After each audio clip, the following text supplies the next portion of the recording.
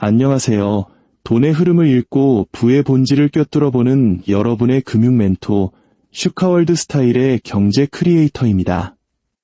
오늘 영상은 여러분의 경제적 DNA를 완전히 바꿔놓을, 어쩌면 조금은 불편할 수 있는 진실에 대한 이야기입니다. 우리가 매일 뉴스로 접하는 국가 간의 부와 가난, 그 기원에 대한 충격적인 증거를 보여드릴 테니까요. 이 지혜의 축복을 놓치고 싶지 않으시다면 지금 바로 구독과 좋아요 버튼 잊지 마세요. 여러분의 클릭 한 번이 부를 향한 거룩한 첫걸음이 될 겁니다. 자, 시작하겠습니다. 대영 제국이 떠오르기 전 그들의 공장 연기가 유럽의 하늘을 뒤덮기 훨씬 이전에 인도가 있었습니다.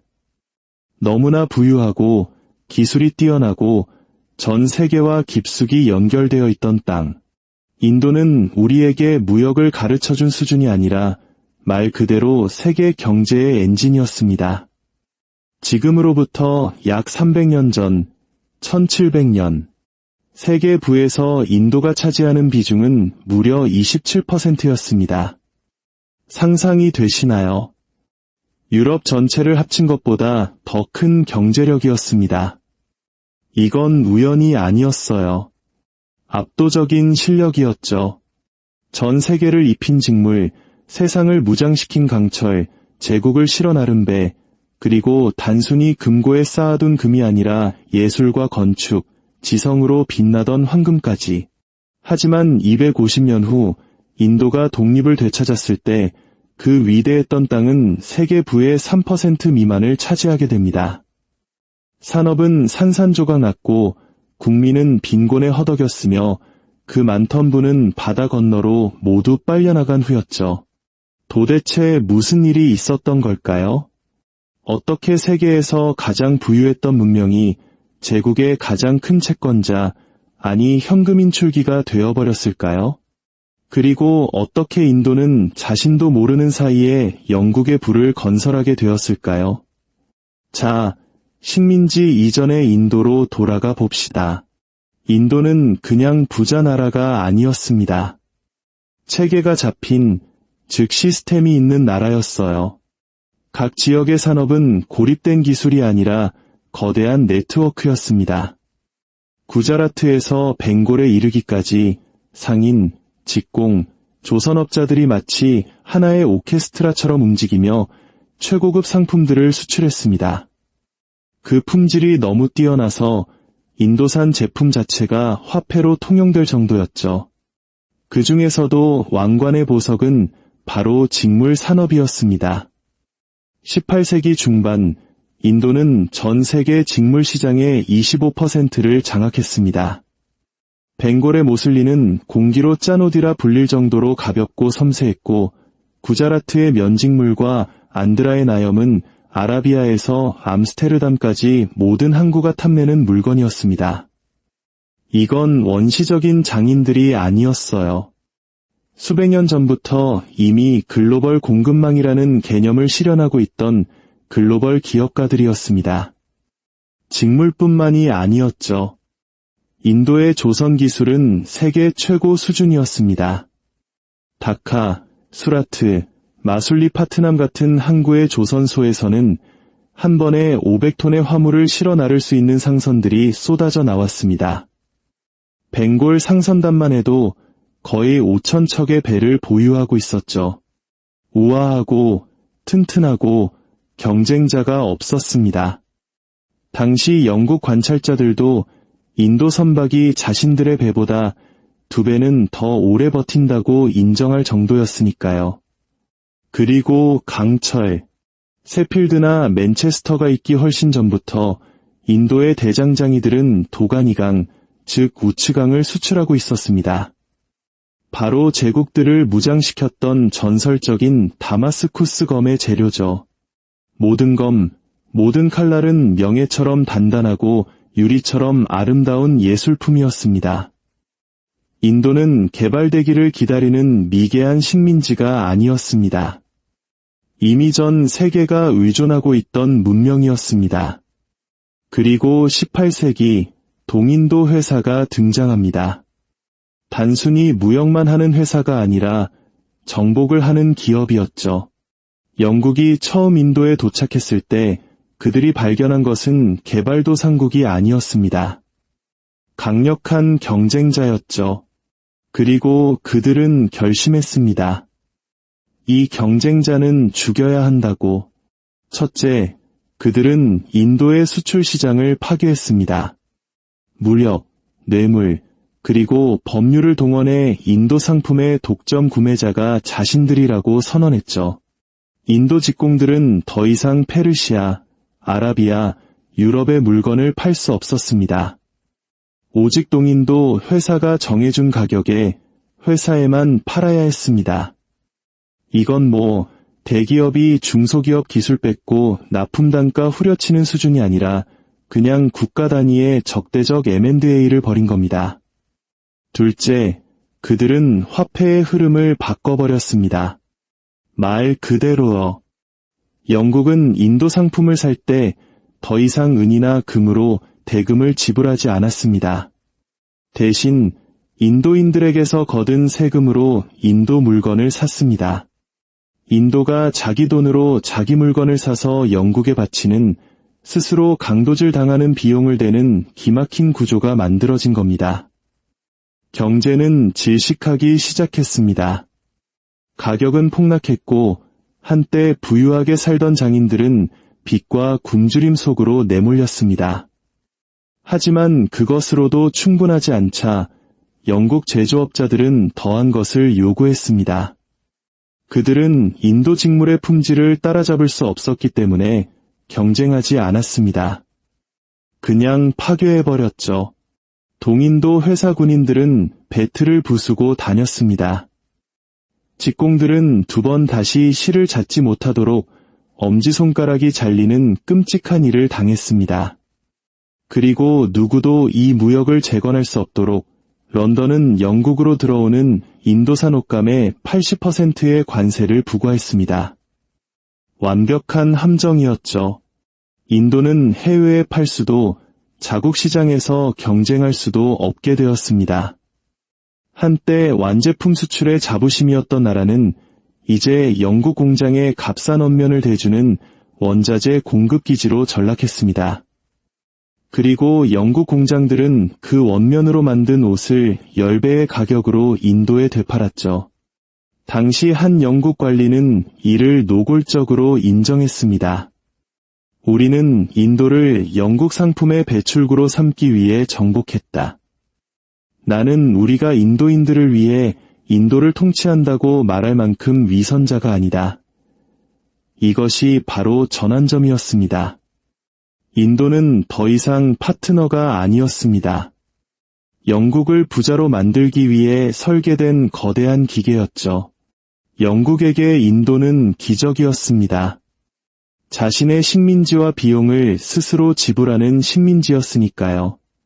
매년 인도 농부, 상인, 노동자들에게서 거둔 세금은 곧장 런던으로 보내졌습니다. 그들은 이것을 본국 비용이라고 불렀지만 여기엔 본국다운 것은 아무것도 없었습니다. 그 돈으로 영국의 공장, 철도, 군대, 궁전이 지어졌습니다. 중국에서 아프리카에 이르기까지 전 세계에서 벌어진 전쟁 자금을 댔습니다. 인도에서 빠져나간 모든 루피는 영국의 미래에 투자된 1파운드였습니다. 현대 경제학자들은 2세기에 걸쳐 영국이 인도에서 빼내간 부의 가치를 현재 가치로 약 43조 달러, 우리 돈으로 5경 원이 넘을 것으로 추산합니다. 5경. 상상이 되십니까? 인류 역사상 가장 거대한 부의 이전이었습니다. 역사가 윌 듀란트는 이를 역사상 가장 위대한 범죄라고 불렀습니다. 인도는 제국에 의해 개발된 것이 아닙니다. 제국을 위해 고갈된 것입니다. 영국의 모든 산업혁명, 제철소, 조선소, 직물공장은 모두 인도의 자본, 인도의 목화, 그리고 인도의 고통 위에 세워졌습니다. 이 거대한 착취의 엔진은 바로 세금이었습니다. 산업이 파괴되자 수백만 명의 숙련공들은 농사를 지을 수밖에 없었습니다. 갑자기 인도 인구의 80%가 토지에 의존하게 되었고 그 토지에는 무자비한 세금이 부과되었습니다. 영국 관리들은 농부 총수확량의 50%에서 80%에 달하는 세율을 매겼고 심지어 추수 전에 세금을 징수했습니다. 논리는 잔인했습니다. 풍년이 들건 흉년이 들건 세금은 내야 한다는 것이었죠. 가족들은 땅을 팔고 가진 것을 팔고 어떤 이들은 자식을 팔았습니다. 세금을 낼 수 없게 되면 영국은 그 땅을 빼앗아 인도 역사상 처음으로 수백만 명의 토지 없는 소작농 계급을 만들어냈습니다. 한 영국 국회의원은 의회에서 이렇게 자랑했습니다. 인도인들은 한계까지 세금을 냈다. 우리가 얼마나 세수를 크게 늘렸는지는 항상 우리의 자랑거리였다. 그들의 말이 맞았습니다. 19세기 말 인도는 영국의 가장 큰 수입원, 가장 큰 수출 시장, 그리고 가장 값싼 노동력이 되었습니다. 하지만 인도에서 거친 세금은 인도에 머물지 않았습니다. 서쪽 바다를 건너 멀리 떨어진 제국의 자금줄이 되었죠. 그 돈을 벌어들인 땅은 굶주리는 동안에요. 그들은 진보를 가져왔다고 말합니다. 철도, 현대적 통치, 법률. 하지만 그들이 정말로 건설한 것은 파이프라인이었습니다. 인도를 발전시키는 시스템이 아니라 그 어느 때보다 더 효율적으로 인도를 고갈시키기 위해 설계된 시스템이었죠. 이 말 들어보셨을 겁니다. 그래도 영국이 인도에 철도를 놔줬잖아. 교과서에서, 영화에서, 저녁 식탁 토론에서 반복되는 말. 제국의 가장 단골 변명이죠. 하지만 그 신화의 껍질을 벗겨봅시다. 왜냐하면 그들이 준 것은 자선이 아니라 비즈니스 계약이었으니까요. 영국이 인도에 철도를 건설할 때 그들은 런던의 국고에서 돈을 대지 않았습니다. 인도의 세금으로 자금을 조달했습니다. 영국 투자자들에게는 인도 세입에서 지급되는 5%의 수익률이 보장되었습니다. 만약 수익이 부족하면 인도 납세자들이 그 차액을 메꿨습니다. 그리고 비용은 어땠을까요? 인도에서 철도 1마일을 까는 데 드는 비용은 $18,000로 미국보다 거의 9배나 비쌌습니다. 왜일까요? 모든 못, 모든 레일, 모든 기관차가 영국에서 수입되었기 때문입니다.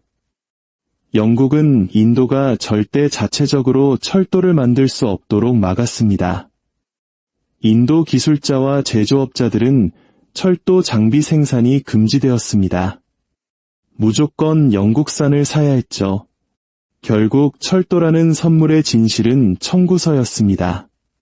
인도인이 돈을 내고 영국이 현금을 챙기는 구조였죠. 이 철도는 인도인들을 기회로 연결하지 않았습니다. 광산을 항구로, 밭을 해외 공장으로 연결했습니다. 대기근이 닥쳤을 때 바로 그 기차들은 수백만 명이 선로 옆에서 굶어 죽어가는 동안에도 인도의 곡물을 싣고 밖으로 날랐습니다. 영국 통치하의 기근은 자연재해가 아니었습니다. 그것은 정책이었습니다. 1770년부터 1947년까지 약 3,500만 명의 인도인이 기근으로 사망한 것으로 추정됩니다. 이 죽음의 대부분은 막을 수 있었습니다. 곡물은 있었고, 배는 선적되었고, 수출은 멈추지 않았습니다. 영국 관리들은 이를 시장 규율이라고 불렀습니다. 하지만 시장은 울지 않죠. 사람이 웁니다. 1876년 대기근 동안 어머니들은 쌀 한 줌에 자식들을 팔았습니다. 시신은 우물을 가득 메웠습니다. 죽은 자를 묻어줄 사람조차 남아있지 않았기 때문이죠. 그럼에도 런던 신문들은 영국으로의 밀 수출이 증가하고 있다고 보도했습니다. 찰스 홀 박사는 이렇게 썼습니다. 인도가 굶주리는 이유는 잉글랜드에 대한 연간 세수가 단 1달러도 줄어들지 않게 하기 위함이다. 영국 정부의 공식적인 기근 정책은 불개입이었습니다. 시장에 보이지 않는 손이 누가 살고 죽을지 결정하게 놔두라는 것이었죠. 인도 관리들과 선교사들이 돕고자 했을 때 그들은 묵살당했습니다. 한 영국 장교는 민간인들이 굶어 죽고 있다는 사실을 인정하지 말라는 명령이 있었다고 시인했습니다. 이건 통치가 아닙니다. 체계화된 잔혹함이죠. 인도인들이 굶주리는 동안 영국은 팽창했습니다. 배들은 아프리카를 정복했고 군대는 중국을 행진했으며 제국은 역사상 그 어떤 제국보다 커졌습니다. 하지만 그 모든 비용을 인도가 지불했다는 사실을 아는 사람은 거의 없었습니다. 인도의 세금은 아시아와 아프리카 전역의 영국 군인들에게 자금을 댔습니다. 인도의 세입은 런던의 전쟁, 운하, 심지어 의회 경비까지 충당했습니다. 해외에서 거둔 모든 영국의 승리에는 인도 돈에 보이지 않는 서명이 새겨져 있었습니다.